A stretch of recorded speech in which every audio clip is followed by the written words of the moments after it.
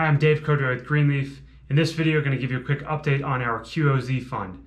It's going to be a little bit different than past videos. We're just going to touch base on the fund as a whole, and then we'll have other videos at the end of this where you can check out some property-specific information. Overall, we started our fund in 2019. We've done 6 deals across 4 states. We bought our last deal right at the beginning of COVID in March of 2020. So now we're going to jump into some updates on the capital project front, our revenues as a whole, and where we stand on occupancy. On our capital projects, let's get into the good stuff first. Here you can see Fairway Apartments. We finished our renovations earlier this year, and we refinanced it with CBRE. Our second deal, The Grove, we finished all of our capital improvements, and we're aggressively leasing here. Our third deal, Heritage Square, we finished our decks and we received our certificate of occupancy in the 4th quarter. Literally like December 30th, we got that one done. Our first office deal is The Station. We finished all of our renovations there as well. We signed a new leasing company, Avis & Young, and we are making progress on occupancy. The last 2 we're working on, we've got the Lupton. We are still on track to finish our shell renovation at the end of the 2nd quarter. And North Graham, this one's up in Charlotte. We had a couple setbacks here with getting our final interior building permit and our streetscape approved. This has pushed back our completion date until the end of the 1st quarter. Overall, on the capital improvement front, our real hiccups happened around the permitting process. Most of that was because it was pretty complicated with city shutdowns and different municipalities on how to actually get things submitted and approved. What we're able to do is work with a third-party inspection company though, and that has really started to work well now, and we're confident that we can do all of our permitting going forwards, utilizing a third-party inspector who can communicate with the city as an independent group. All right, let's check out the residential side and see how we're doing there. First, we're gonna jump into revenue. Overall, we're up 13% in the 4th quarter over 3rd quarter, and we're up 106% over Q4 2019. This is primarily from occupancy gains, not really increasing rental rates. Fairway is stable. We are having some issues with COVID-related payments. There's no evictions right now. That's still through the end of January at least, and that has hurt our ability to enforce lease terms. At the Grove, we're now 70% occupied, so this is really the bulk of our revenue gains.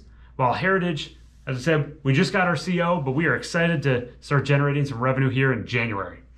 On the occupancy front, we are 95% occupied at Fairway, 70% occupied at the Grove. We had taken about a 20% haircut against our pro forma rents, and now we're back up to about a 15% haircut. So we're seeing a little bit of rental growth there.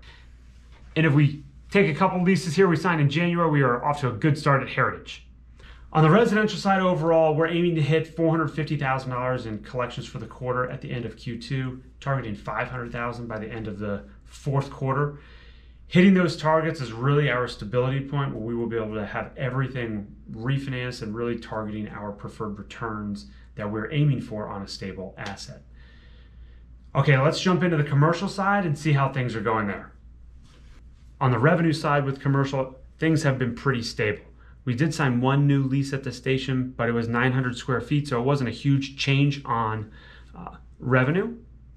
We are expecting to start though as we get North Graham finished up in Q1 and the Lupton in Q2. Those properties will probably start generating revenue towards the end of the year as we work through TI and leasing concession negotiations.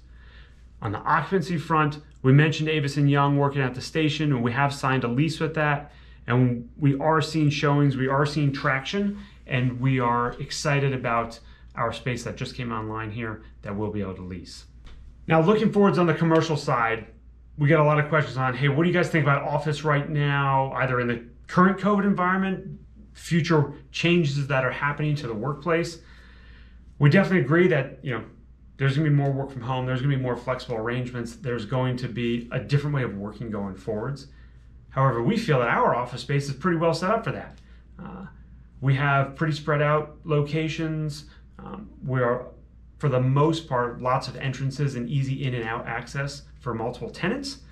The other part, our projects that are coming out of renovation really come out in the 1st quarter and the 2nd quarter of this year. We should see more widespread, deployment or issues of vaccinations.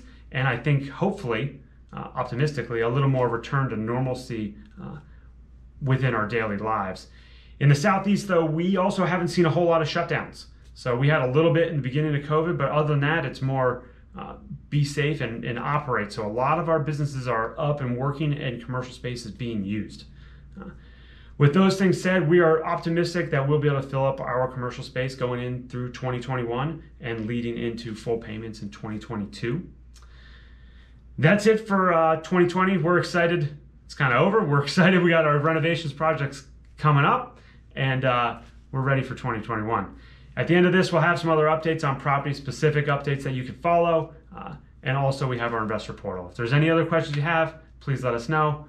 Thanks for watching.